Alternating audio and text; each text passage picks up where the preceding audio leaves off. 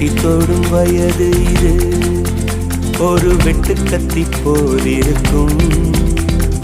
அதிசயம் என்னவென்றால் அதன் இரு பக்கம் கூறிருக்கும். கனவுக்கு செயல் கொடுத்தால் அந்த சூரியனில் செடி முளைக்கும். புலன்களை அடக்கி வைத்தால் தினம் புது புது சுகம் கிடைக்கும். காலில் குத்தும் வாணி உன் ஏழி என்று காமி, பல இன்பம் மல்லி சேர்த்து ஒரு மூட்டை கட்டி வாணி வாணி. பழ பழக்கிற பகலானி, பட படக்கிற அகலானி, அனல் அடிக்கிற துகுலானி, நகலின் நகலானி.